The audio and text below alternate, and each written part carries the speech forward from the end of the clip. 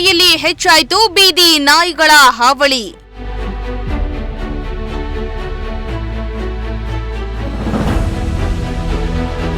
ನಾಯಿಗಳ ಕಾಟ ತಪ್ಪಿಸುವಂತೆ ಹೋರಾಟಗಾರರ ಆಗ್ರಹ.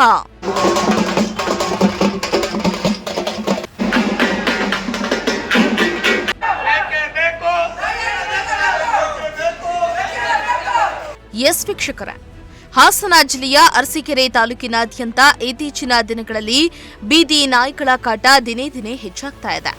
ನಗರಸಭೆಗೆ ನಾಯಿಗಳ ಕಾಟವನ್ನ ತಪ್ಪಿಸುವಂತೆ ಸಾರ್ವಜನಿಕರು ಮನವಿಯನ್ನ ಮಾಡಿದ್ರು. ಅಧಿಕಾರಿಗಳು ಮಾತ್ರ ಕ್ಯಾರೆಯಂತಿಲ್ವಂತೆ.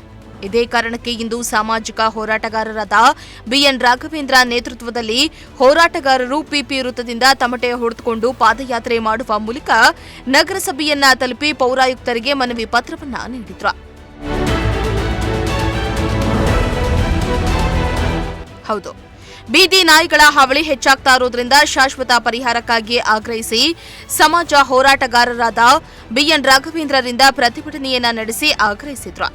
ಅರಸೀಕೆರೆ ನಗರದ ವ್ಯಾಪ್ತಿಯಲ್ಲಿ ಬೀದಿ ನಾಯಿಗಳ ಹಾವಳಿ ಹೆಚ್ಚಾಗಿದ್ದು, ಶಾಲಾ ಮಕ್ಕಳ ಮೇಲೆ ಹಾಗೂ ಹಿರಿಯ ನಾಗರಿಕರ ಮೇಲೆ ಮತ್ತು ಸಾರ್ವಜನಿಕರ ಮೇಲೆ ಹಾಗೂ ಜಾನುವಾರುಗಳ ಮೇಲೆ ಎರಗ್ತಾ ಇವೆ. ಅದೆಷ್ಟೋ ಜನರು ಭಯದಲ್ಲಿಯೇ ನಗರದಲ್ಲಿ ಸಂಚರಿಸುವಂತಾಗಿದೆ. ಇನ್ನು ಇದೇ ವೇಳೆ ಸಾಮಾಜಿಕ ಹೋರಾಟಗಾರ ರಾಘವೇಂದ್ರ ಮಾತನಾಡಿ, ಅರಸೀಕೆರೆಯಲ್ಲಿ ದಿನೇ ದಿನೇ ಬೀದಿ ನಾಯಿಗಳ ಕಾಟ ಹೆಚ್ಚಾಗ್ತಾ ಇದೆ. ಸಾವು ನೋವುಗಳ ಮುನ್ನ ಅಧಿಕಾರಿಗಳು ಎಚ್ಚೆತ್ತುಕೊಳ್ಬೇಕು. ಬೀದಿ ನಾಯಿಗಳ ಕಾಟವನ್ನ ತಪ್ಪಿಸುವ ಕೆಲಸ ಮಾಡಿ ಸಾರ್ವಜನಿಕರ ಜೀವವನ್ನ ಉಳಿಸಬೇಕಾಗಿದೆ. ಕೂಡಲೇ ನಗರದ ಎಲ್ಲಾ ನಾಯಿಗಳಿಗೆ ಸಂತಾನಹರಣ ಮಾಡಿಸಬೇಕು ಎಂದಿದ್ದಾರೆ. ಇವಾಗ ಅರಸೀಕೆರೆ ಪರಿಸ್ಥಿತಿನ ನೋಡಿದ್ವಿ. ಎಲ್ಲೊಂದ್ರಲ್ಲಿ ಬೀದಿ ನಾಯಿ, ಒಂದು ಬೈಕಲ್ಲಿ ಹೋಗಕ್ ಆಗ್ತಾ ಇಲ್ಲ, ಏನು ಮಾಡಕ್ ಆಗ್ತಾ ಇಲ್ಲ, ಮಕ್ಕಳು ಮರಿ ರಕ್ಷಣೆ ಮಾಡಕ್ ಆಗ್ತಾ ಇಲ್ಲ. ಈ ಪರಿಸ್ಥಿತಿ ಜಾನುವಾರುಗಳನ್ನ ರೈತರು ರಕ್ಷಣೆ ಮಾಡ್ಕೊಂಡಲ್ಲ ಇರ್ತಕ್ಕಂಥ ಸ್ಥಿತಿ ನಿರ್ಮಾಣ ಆಗಿರೋದು ಕಂಡು ಇವತ್ತು ನಾವು ನಗರಸಭೆ ಗಮನ ಹರಿಸಬೇಕು, ನಗರಸಭೆಗೆ ಗಮನ ಚೆಲ್ಲಬೇಕು, ಮತ್ತು ನಗರಸಭೆ ಬೀದಿ ನಾಯಿಗಳ ವಿರುದ್ಧ ಕ್ರಮ ಕೈಗೊಳ್ಳಬೇಕು, ಜನಗಳ ಅರಿವು ಮೂಡಿಸ್ಬೇಕು ಅಂತ ಹೇಳ್ಬಿಟ್ಟು ಈ ಒಂದು ಪ್ರತಿಭಟನೆ ಕೈಗೊಂಡಿದ್ವಿ. ಈ ಪ್ರತಿಭಟನೆ ಯಶಸ್ವಿಯಾಗಿ ಮುಗಿಸಿದ್ವಿ ನಾವು.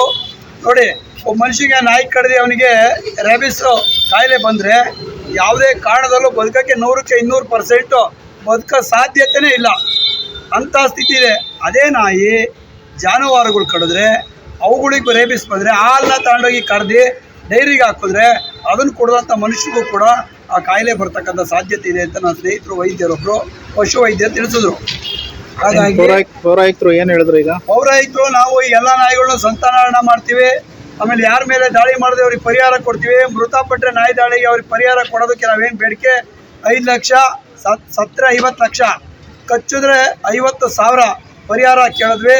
ಅದನ್ನು ನಾನು ಸರ್ಕಾರದ ಗಮನಕ್ಕೆ ತಂದಿಲ್ಲ, ನಮ್ಮ ಅಧ್ಯಕ್ಷರು ಗಮನಕ್ಕೆ ತಂದು ಮಾಡ್ತೀನಿ ಅಂತೇಳಿ ಈಗ ತಾನೇ ಹೇಳಿದ್ದಾರೆ. ಕಾದು ನೋಡ್ತೀವಿ. ಮುಂದಿನ ದಿನಗಳಲ್ಲಿ ಮಾಡಿದ್ರೆ ಹೋದರೆ ಉಗ್ರವಾದ ಹೋರಾಟ, ಅರಸೀಕೆರೆ ನಗರ ಬಂದ್ಗೆ ಕರೆ ಕೊಡ್ತೀವಿ. ಅರಸೀಕೆರೆ ನಗರ ಬಂದ್ಗೆ ಕರೆ ಕೊಟ್ಟು ನಗರಸಭೆಗೆ ಬೀಗ ಹಾಕ್ಕೊಂಡು ನಗರಸಭೆ ಪ್ರತಿಭಟನೆ ಮಾಡ್ತೀವಿ. ಇದು ದಯವಿಟ್ಟು ಅವಕಾಶ ಮಾಡ್ಕೊಳ್ಬೇಡ್ರಿ, ಜನಗಳ ಜೀವ ರಕ್ಷಣೆ ಮಾಡಿ. ನಮಸ್ಕಾರ, ನನ್ನ ಹೆಸರು ಆನಂದ್ ಅಂತ. ಏನು ಇವತ್ತು ಪ್ರತಿಭಟನೆ ನಾವು ಮಾಡಿದ್ದೀವಿ, ಅರಸೀಕೆರೆ ನಗರದಲ್ಲಿ ಬೀದಿ ನಾಯಿಗಳ ಹಾವಳಿ ತುಂಬ ಹೆಚ್ಚಾಗಿದೆ. ಒಬ್ಬ ಸಾಮಾನ್ಯ ಜನತೆ ಮಕ್ಕಳುಗಳು ಒಬ್ಬ ಅಂಗಡಿಗೆ ಹೋಗೋಕ್ಕೂ ಮತ್ತು ಸ್ಕೂಲಿಗೆ ಹೋಗಿ ಬರೋಕ್ಕೂ ಭಾಳ ತೊಂದರೆ ಆಗ್ತಾ ಇದ್ದಾವೆ. ಆ ತೊಂದರೆ ಆದಾಗ ನಾಯಿಗಳು ಬಂದು ಅವನ್ನ ಏಕಾಏಕಿ ಅಟ್ಯಾಕ್ ಮಾಡ್ತವೆ. ಅಟ್ಯಾಕ್ ಮಾಡಿದಾಗ ಆ ಮಕ್ಕಳದು ಸಾವು ಭಾಳ ಇದಾಗ್ತಾ ಇದೆ. ಇದ್ರ ಬಗ್ಗೆ ನಗರಸಭೆ ಯಾವುದೇ ಕಾರಣಕ್ಕೂ ಎಚ್ಚೆತ್ಕೊತಾ ಇಲ್ಲ. ನಾವು ಹಿಂದೆ ಎಲ್ಲೋ ಬಾರಿ ನಮ್ಮ ರಾಘವೇಂದ್ರ ನಾವು ಮನವಿ ಕೊಟ್ಟಿದ್ದು ನಗರಸಭೆಗೆ.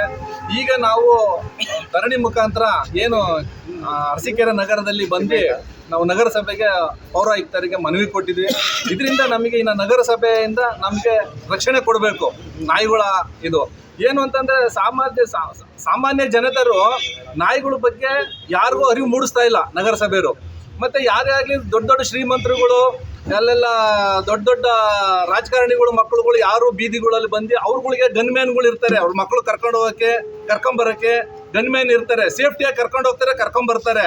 ಆದರೆ ನಮ್ಮಂಥ ಸಾಮಾನ್ಯ ಜನತೆಯೇ ನಾವು ಒಂದು ಮಕ್ಕಳನ್ನ ಅಂಗಡಿಗೆ ತರಿಸೋದು, ಅಂಗಡಿಗೆ ಸಾಮಾನು ತರಿಸೋದು, ಒಂದು ಸ್ಕೂಲಿಗೆ ಬಿಟ್ಟು ಬರೋದು, ಅವ್ರಿಗೆಲ್ಲ ಗನ್ಮ್ಯಾನ್ ಇರ್ತವೆ. ಅವ್ರಿಗೆ ಯಾವುದು ಈ ಕಷ್ಟ ಸುಖ ಗೊತ್ತಾಗಲ್ಲ ದೊಡ್ಡವ್ರಿಗೆ. ಅದರಿಂದ ನಾವು ಈ ಮುಖಾಂತರ ನಾವು ನಗರಸಭೆಗೆ ಹೇಳಿಸಿ ನಮಗೆ ರಕ್ಷಣೆ ಕೊಡಬೇಕು, ಸಾರ್ವಜನಿಕ ರಕ್ಷಣೆ ಕೊಡಬೇಕು ನಾಯಿಗಳಿಂದ ಅಂತ ನಾವು ಕೇಳ್ಕೊತಾ ಇದ್ದೀವಿ. ಇನ್ನು ಇದೇ ಸಂದರ್ಭದಲ್ಲಿ ಮನವಿ ಪತ್ರವನ್ನ ಸ್ವೀಕರಿಸಿ ನಗರಸಭೆ ಪೌರಾಯುಕ್ತರು ಮಾತನಾಡಿ, 1 ತಿಂಗಳು ಮುಂಚೆ ಹಲವಾರು ನಾಯಿಗಳನ್ನ ನಾವು ಸಂತಾನಹರಣ ಮಾಡಿದ್ದೇವೆ. ಇನ್ನು ಹಲವಾರು ನಾಯಿಗಳಿದ್ದು ಮುಂದಿನ ದಿನಗಳಲ್ಲಿ ಆ ನಾಯಿಗಳಿಗೂ ಕೂಡ ಸಂತಾನಹರಣ ಮಾಡಿ ಸಾರ್ವಜನಿಕರಿಗೆ ಜಾನುವಾರುಗಳಿಗೆ ಯಾವುದೇ ತರಹದ ತೊಂದರೆ ಆಗದಂತೆ ಕ್ರಮ ಕೈಗೊಳ್ಳುತ್ತೇವೆ ಎಂದಿದ್ದಾರೆ. ಮನಗಂಡು ನಾವು ಲಾಸ್ಟ್ ಮೀಟಿಂಗಲ್ಲಿ ನಾವು ತೀರ್ಮಾನ ತಗೊಂಡು ಒಂದು ಸಂತಾನಹರಣ ಏನು ಚಿಕಿತ್ಸೆ ಮಾಡಬೇಕು ಅನ್ನೋದನ್ನ ನಾವು ಟೆಂಡರ್ ಕರೆದು ಈಗಾಗಲೇ ಲಾಸ್ಟ್ ಒಂದು ತಿಂಗಳ ಹಿಂದೆ 557 ನಾಯಿಗಳಿಗೆ ನಾವು ಸಂತಾನಹರಣ ಶಸ್ತ್ರಚಿಕಿತ್ಸೆ ಮಾಡಿಸಿ ಅದನ್ನು ಥರ್ಡ್ ಪಾರ್ಟಿ ಆದಂಥ ನಮ್ಮ ಪಶುಸಂಗೋಪನಾ ಇಲಾಖೆಯಿಂದ ದೃಢೀಕರಣ ಪಡೆದುಕೊಂಡು ನಿಲ್ಲಿಸಿದ್ದೀವಿ. ಮತ್ತು 557 ನಾಯಿಯಲ್ಲ, ಇನ್ನೂ ಜಾಸ್ತಿ ನಾಯಿಗಳಿದೆ ನಮ್ಮ ನಗರಸಭೆ ವ್ಯಾಪ್ತಿಲಿ. ಹಾಗಾಗಿ ಆ ನಗರಸಭೆ ವ್ಯಾಪ್ತಿಲಿ ಬರೀ 557 ನಾಯಿಗಳನ್ನ ನಾವು ಸಂತಾನಹರಣ ಮಾಡಿದ್ರೆ ಈ ಪ್ರಾಬ್ಲಮ್ ಸಾಲ್ವ್ ಆಗಲ್ಲ. ಉಳಿದ ಎಲ್ಲ ನಾಯಿಗಳಿಗೂ ಮಾಡಬೇಕು ಅಂತ ಒಂದು ದೃಷ್ಟಿಯಿಂದ ಮತ್ತೆ ರೀಟೆಂಡರ್ ಮಾಡಿದ್ದೀವಿ.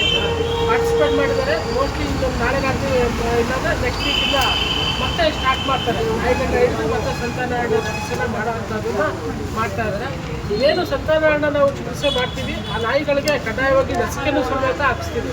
ಆ್ಯಂಟಿರಾಬಿಸ್ ಲಸಿಕೆ ಅಂತ ಇದೆ, ಆ್ಯಂಟಿರಾಬಿಸ್ ಲಸಿಕೆನೂ ಸಹ ಹಾಕ್ತಾ ಇದ್ದೀವಿ.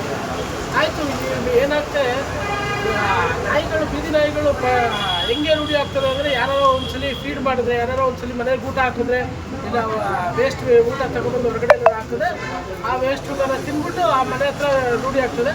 ನಾವು ನಗರಸಭೆಯಿಂದ ಮುಂದಿನ ದಿನಗಳಲ್ಲಿ ಯಾವುದೇ ಎಲ್ಲೂ ಹೊರಗಡೆ ನೀರು ಸಾರ್ವಜನಿಕರು ನಾಯಿಗಳಿಗೆ ಏನು ಊಟ ಹಾಕ್ತಿದೆ ಹಾಕ್ಬೇಡಿ ಅಂತಂದರೆ ಅದನ್ನು ಎಲ್ಲ ಕಡೆಯೂ ಹಾಕ್ಬೇಡಿ. ಒಂದು ಸ್ಥಳ ನಿಗದಿ ಪಡ್ತೀವಿ, ಅಲ್ಲಿ ಮಾತ್ರ ಹಾಕಿ ಅನ್ನೋ ಒಂದು ಭಾವನೆನ ನಾವು ಈಗಾಗಲೇ ಕ್ರಮ ತಗೋತಾ ಇದ್ದೀವಿ.